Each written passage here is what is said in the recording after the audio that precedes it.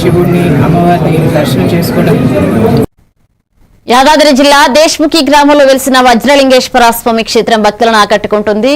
మునుల కాలం నాటి చారిత్రక కథనాలతో ప్రసిద్ధి చెందిన ఈ స్థలంలో చలిమెడ్డులో స్వయంభూగా వెలిసిన శివలింగాన్ని స్థానికులు వజ్రలింగేశ్వర స్వామిగా పూజిస్తున్నారు. పురాతన కాలంలో మునులు ఇక్కడ తపస్సు చేస్తుండగా ఓ గ్రామవాసి వారిని దర్శించాడని, ఆ విషయం బయటపెట్టడంతో అతను కాలం చేశాడని నమ్మకం ఉంది. ఇక సుమారు 1700 సంవత్సరాల పురాతన చరిత్ర కలిగిన ఈ క్షేత్రంలో గంగాజలం ఎల్లవేళలా ఊరుతుండడం ప్రత్యేక ఆకర్షణగా నిలుస్తుంది. అదేవిధంగా ఉల్లింత చెట్టు కూలిపోవడంతో అక్కడ శివలింగం బయటపడినట్లుగా గ్రామస్తులు చెబుతున్నారు. ఇక్కడ జలాన్ని సేవిస్తే ఆరోగ్య సమస్యలు తగ్గుతాయని విశ్వాసంతో భక్తులు పెద్ద సంఖ్యలో తరలివస్తున్నారు. గత సంవత్సరం నందిని ప్రతిష్ఠించగా ఈ సంవత్సరాన్ని శివలింగాన్ని నెలకొల్పడం జరిగింది.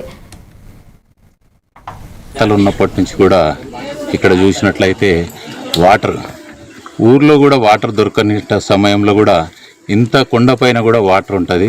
మా తాతలు కూడా గతంలో చెప్తుండే ఈ ప్లేస్లో మునీశ్వర్లు తపస్సు చేసినటువంటి స్థలము, అందుకే అక్కడ వాటర్ ఉంటాయని గతం నుంచి కూడా మేము పూజలు చేయడం కూడా జరుగుతుంది.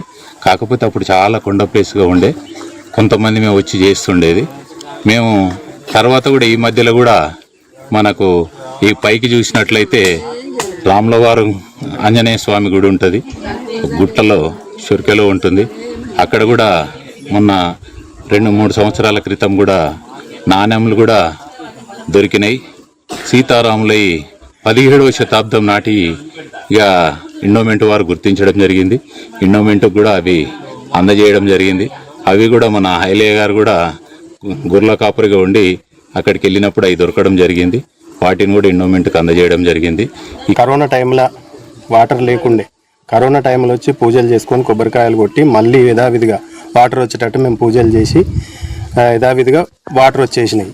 మేము అప్పటి నుంచి మూడోసారి ఇప్పుడు మేము కళ్యాణం చేయబడి శివపార్వతుల కళ్యాణం. లింగము శివుడు సిద్దిపేట